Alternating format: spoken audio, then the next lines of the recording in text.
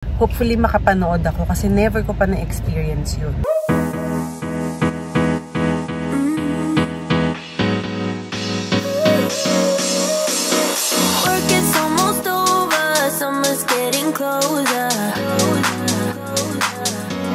Hi mga zoo! Ready na kami. Natapos na ako mag-gym. Nakapag-prepare na tayo para sa Fringe. Pero ang inaantay natin ay si Mimi dahil nakatulog siya kanina. Pero kailangan ko na siyang buhatin kasi pag hindi ko siya ginising, baka mamaya pa siya sobrang late na. Eh maganda na makarating kami sa Fringe ng medyo ganitong oras dahil pa 6 o'clock na. Medyo ano na kami niyan. Yung simoy ng hangin, mahangin na, hindi na siya masyadong mainit at maglalapot kami sa pawis. So, ayan, we can leave na anytime. Bubuhatin ko na nga lang siya pupunta sa kotse. Halika na. Andito na kami sa kotse, guys. Nagpapagas lang si Andy. Naubusan kami ng gasolina. So, si Mimi ang gising na. Actually, gusto niya pa matulog pero hindi na siya nakatulog. Si Lele. Ganda. Pero bakit ka naka-jacket? Mainit pa? Hindi pa. Hindi pa. Okay. Si King din naka-long sleeves na. Iba talaga itong mga anak ko eh. Ganyan din ba yung mga anak nyo? Kung kailan malamig, naka-sleeveless, naka-shorts. Pag mainit, naka-long sleeves at naka-jumper. Ewan ko ba? Hindi ko talaga maintindihan. Minsan, hinahayaan ko na lang sila kasi sila naman ang manlalamig, mainitan, diba? Sila naman magdudusa. Anyway, guys, ito na nga. Papunta na kami sa bahay ni Jaja. Susunduin namin siya pagkatas namin magpagas. So, kasama namin siya and si Naz. Let's go! Ayun, explain ko lang ulit na yung Fringe, parang carnival siya.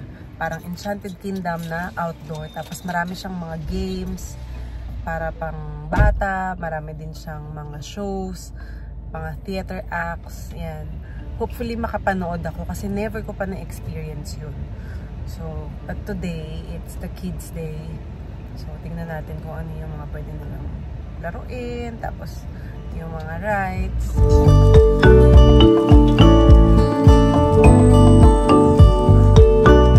Are you ready for the Fringe? Yeah, Mimi just woke up, so you get in the mood when we get there because there's a lot of stuff to see and do.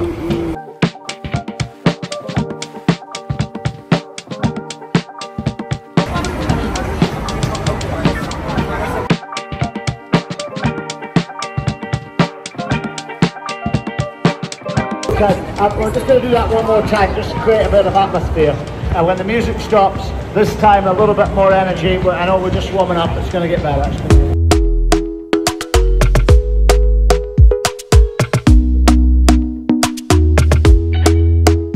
Talk to me nice, talk to me honestly. Look in my eyes, don't let it fall on me. Say you're a good guy, make me believe it. Don't wanna hear it, I wanna see it. See how rewind, when we rewind, feels so nice. We time, you I know how to make me feel right. I can't help how this sweet talk. I'm already on my way. I'm pulling up, don't be late. I'm cutting through all the lanes. Sweet talk, you need to say let's convey. Don't need for no flowers, babe. I'm already on my way, on my way. Why you blushing? Say hi to the vlog! Sweet concussion. Oh, you've been tell him no, no, no, no, no, no, no, no, no, no. Tell him no, no, no, no, no, no, no, no, no, no. You've been trying to cater to all the needs. You've been feeling guilty for so long. Baby, they're not friends, they are enemies. Don't you tell them yes, tell them get lost. Cause every time you go and ask for help, they say sorry, but I'm busy. So you end up doing it yourself. Ooh, hold up, baby, don't take it. In a friendship, if they just fake. Are you gonna do it, memes?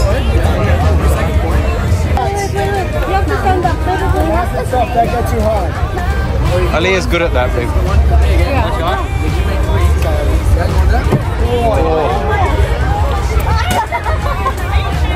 You gotta go softer, babe.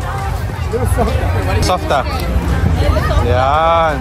Wow! Thank you so much. Wow. Froggy. You want froggy or snake? Frog or snake? You have to choose, babe. Okay. Hey, thank you, thank you.